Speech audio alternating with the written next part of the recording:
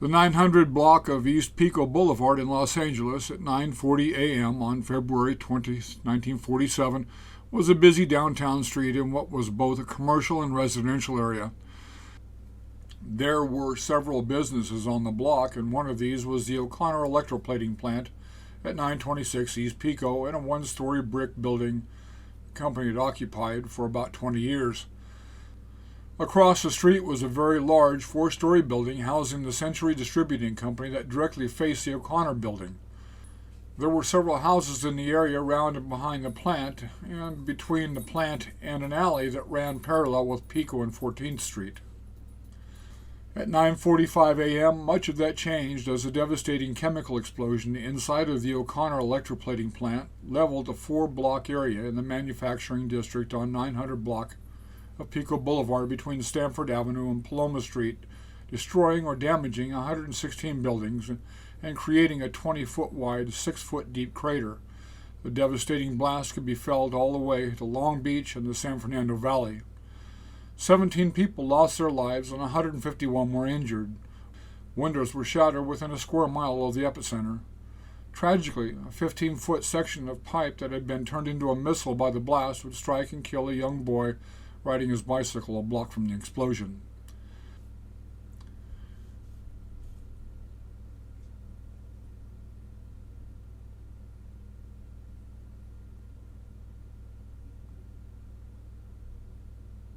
Authorities determined after an investigation that the primary cause for this accident could be traced to the plant chemist, 35-year-old Robert M. McGee. McGee had been hired by the son of the company's founder, who was the plant manager. Robert J. O'Connor was the exec at the plant and hired McGee based on claims from McGee of his prolific education from several institutions of higher learning. His claims of a Ph.D. from MIT and a master's from the University of Pittsburgh, among others, impressed O'Connor well enough. But McGee had something else up his sleeve that was able to cinch the deal.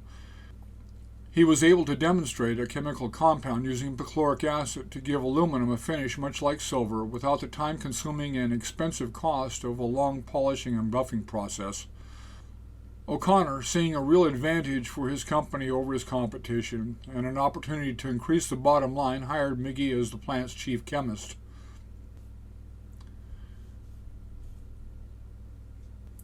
This must be the crater where McGee and Iba were pretty much vaporized, the epicenter of the explosion.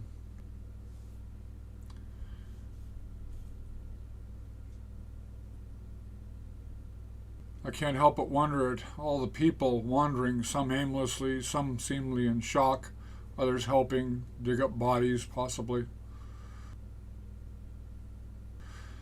And this poor goose, it appears shell-shocked and possibly even blind, I don't know.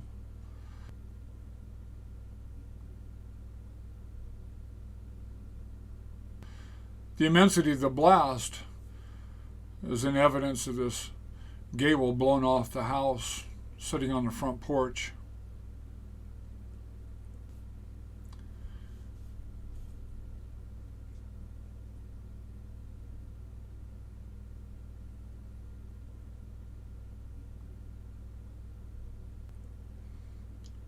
A steaming tank of what liquid? Water, possibly.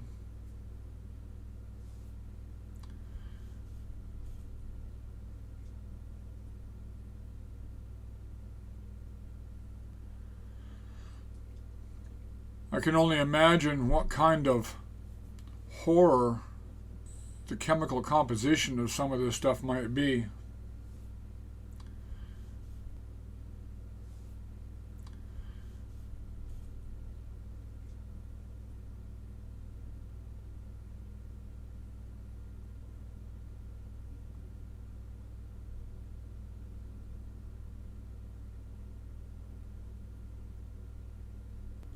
In truth, McGee's job just prior to filling the position at the plant was as foreman of a local dairy. Robert McGee had no experience as a chemist other than what he was able to teach himself, and in truth had not even graduated high school. Robert McGee had more qualification as a con artist than he did as a chemist.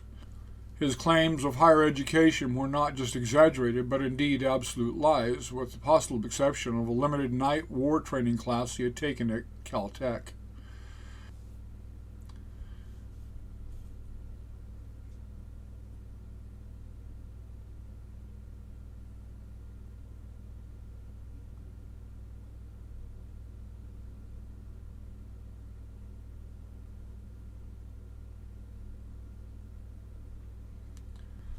According to investigators, the blast was caused by the mixing of 140 gallons of acetate anhydride. This chemical is as unstable as nitroglycerin as it forms explosive air vapor mixtures above 48 degrees Celsius. The mixture was supposed to be under refrigeration, but the refrigerator stopped working about an hour before the blast. Investigators believe that McGee placed a plastic rack into the solution, causing the horrific turn of events that would eventually take so many lives, including that of the wannabe chemist and his assistant. The bodies of 35-year-old Robert M. McGee and 22-year-old Alice Iba would never be found, both having been fairly vaporized by the blast. In the end, no charges were levied against O'Connor Electroplate, and the full blame was attributed to Robert McGee.